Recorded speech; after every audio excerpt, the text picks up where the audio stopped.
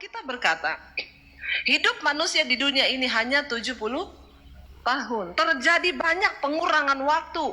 Dari awal dulu manusia umurnya 600 tahun, 300 tahun, turun terus. Ya sekarang tinggal 70. Tapi Alkitab bilang 70 tahun. Itu pun kalau kuat masih mencapai 80, 90. Tapi juga orang kalau nggak mati-mati repot loh. Bener nggak?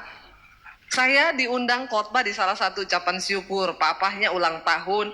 Papahnya, saya tanya, papahnya umur berapa bu? 105. Di Indonesia loh, di Jakarta. 105. Hah? Luar biasa ya.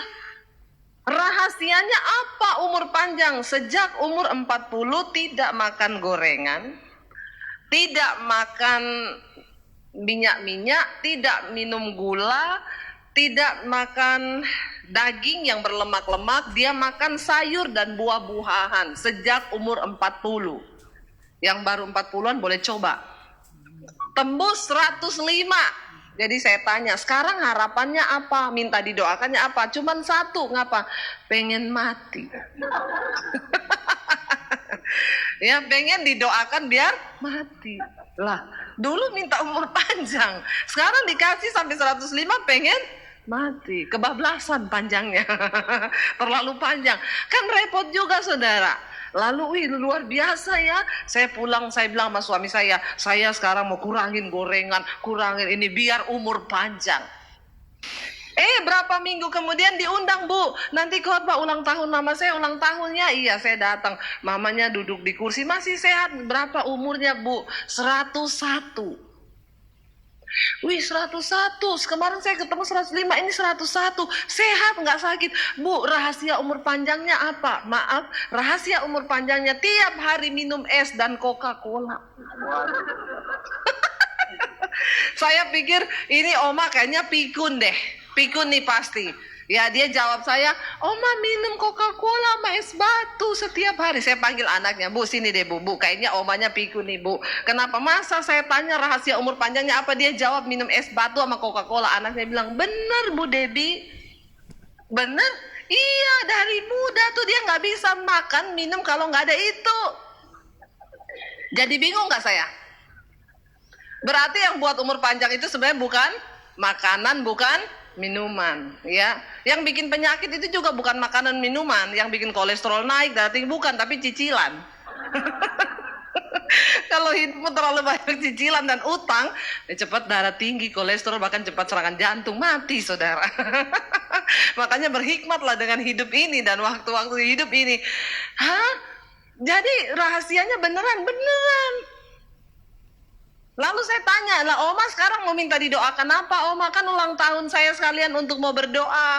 Satu aja doakannya apa? Biar cepat pulang ke rumah bapak. Loh, pengen mati. Repot juga ya. Yang repot tuh saya minta didoakan orang biar mati. Lah masa saya tumpang tangan dalam nama Yesus, matilah kau. Ya kan gak bisa saudara. Masa doakan mati? Ya kalau doakan panjang umur masih lumayan lah bisa. Tapi kalau berdoa orang buat mati ya gak bisa.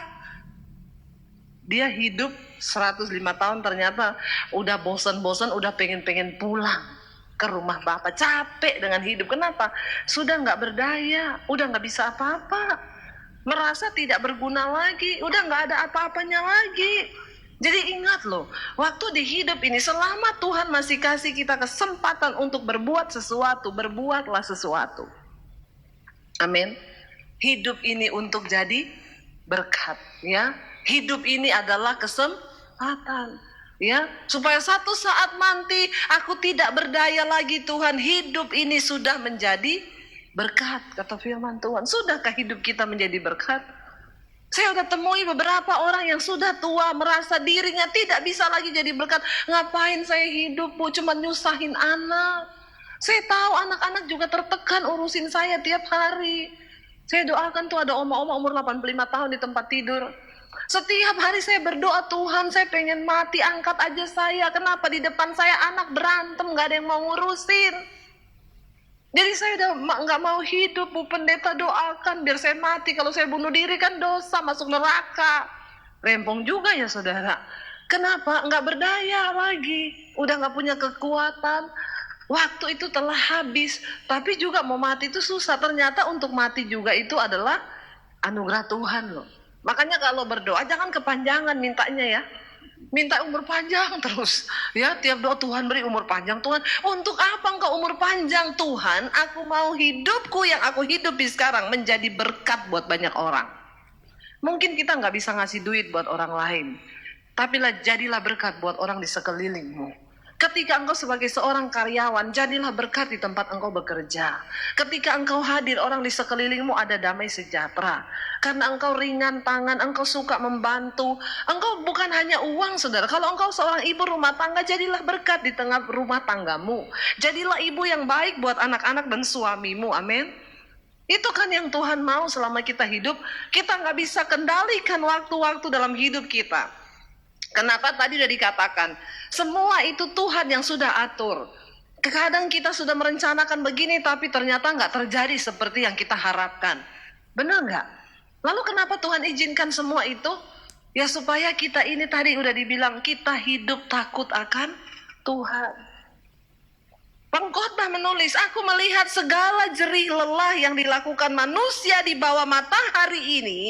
Ya, dia bilang di sana, semua itu hanyalah sesuatu yang mendatangkan, yang membuat mereka capek aja di bumi ini. Aku sudah melihat semua itu, dia bilang, kesia-siaan. Manusia berjeli lelah dengan tangannya siang dan malam di bawah matahari. Itu hanya untuk melelahkan diri, kata firman Tuhan. Pengkhotbah bilang. Lalu apa yang baik buat kita selama kita hidup di dunia ini? Hidup menjadi berkat buat orang lain.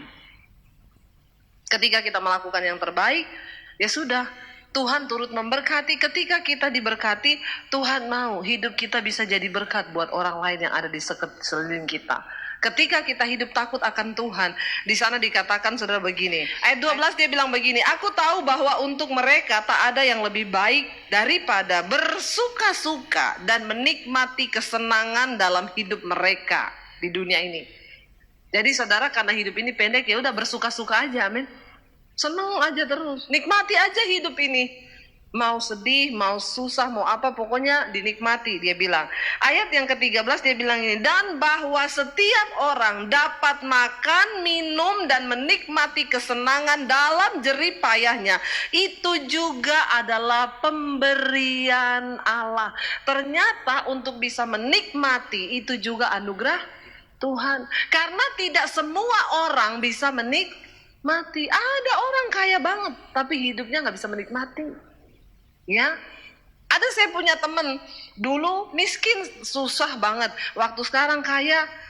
Dia bilang, saya ini dulu miskin pengen makan yang enak-enak, ya. Begitu sekarang diberkati udah nggak bisa makan yang enak-enak.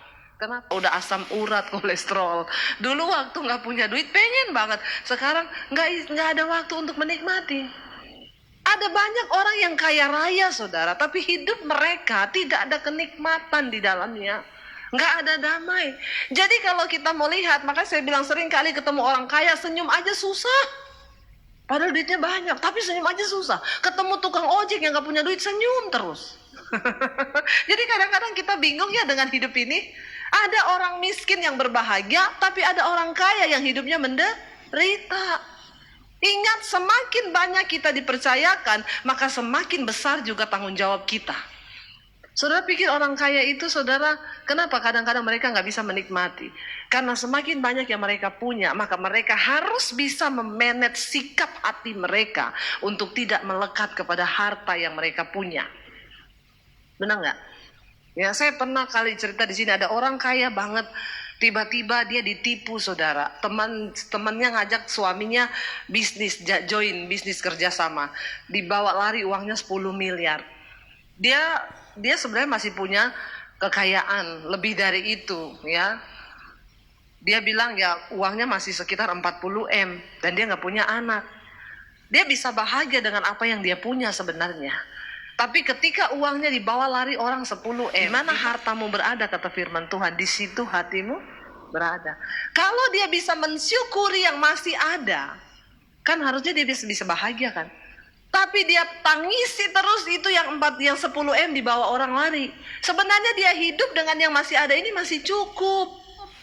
Tapi karena dia meratapi yang dibawa lari orang, pelan-pelan mulai digerogoti hidupnya. Dia nggak bisa tidur, mulai sakit-sakitan. Waktu periksa dokter, positif kena kanker. Saudara, cepat sekali, drastis kesehatannya menurun. Tiba-tiba kankernya dengan cepat menyebar, sudah diobati. Orang kaya kemanapun dicari pengobatan, nggak bisa. Dalam waktu beberapa bulan dia meninggal. Makanya Alkitab berkata, hati yang gembira itu adalah obat yang manjur. Nah, kalau kita nggak bisa memanage hati, pikiran, bahaya loh saudara. Ya, apapun yang kita miliki hari ini, kita mau berkata, Tuhan, kami mengucap syukur. Kenapa? Karena untuk bisa menikmati hidup ini pun itu anugerah Tuhan. Bukan karena engkau kaya terus engkau bisa bahagia, engkau bisa makan dan minum dan menikmati semuanya dengan sukaria. Bukan karena engkau kaya. Alkitab berkata hari ini, jika engkau bisa makan, minum, bersukaria, itu pun pemberian Tuhan. Itu bukan karena hartamu. Saya sudah banyak melihat orang kaya yang hidup dalam kemunafikan, di luar pura-pura terlihat happy padahal dalamnya kosong. Ya. Sebaliknya kita saudara, mungkin kita punya hanya apa yang kita punya hari ini. Ketika engkau bisa bersyukur dengan semua yang ada, itulah nikmat di hidup ini. Amin. Ya, yuk kita ini belajar berhikmat kepada Tuhan, bahwa bahkan untuk bisa menikmati segala sesuatu di dunia ini, bukan karena kita kaya, bukan karena kita punya segalanya, bukan karena engkau miskin terus engkau tidak bisa bahagia, bukan. Engkau bisa menikmati makan, minum, pemberian Allah, itu juga anugerah Tuhan. Jadi pada intinya kita harus kembali kepada satu titik di sini. Semua itu dilakukan oleh Allah untuk apa? Supaya manusia belajar hidup takut akan Tuhan. Karena satu saat nanti kita semua akan dipanggil menghadap kepada Tuhan. Engkau meninggalkan semua jeri lelahmu di bawah matahari ini. Dan engkau harus memberikan pertanggungjawaban terhadap semua hidupmu yang sudah engkau lakukan di bawah matahari ini. Saya berdoa saudara, biar setelah kita mendengarkan firman ini kita tahu, Tuhan, waktu-waktu kami ini singkat. Selama Tuhan kasih kita kesempatan, yuk kita mau lakukan yang terbaik. Dan kami mau belajar hidup takut akan Tuhan. Mari kita tundukkan kepala. Bapa, kami berdoa, berikan kami hikmat untuk menjalani hidup kami di dunia ini Tuhan. Biar selama Engkau berikan kami waktu hidup di dunia ini, kami tahu apa yang terbaik yang harus kami lakukan. Supaya kami tidak menyia-nyiakan waktu hidup kami. Karena kami tahu waktu ini tidak pernah bisa ditarik kembali. Kami tidak bisa memutar ulang apa yang sudah terjadi. Kami berdoa hari ini, berikan kami hikmat, pengertian-Mu Bapa, supaya kami menghabiskan waktu di hidup kami dengan sesuatu yang berguna bagi kerajaan Tuhan dan bagi orang di sekeliling kami.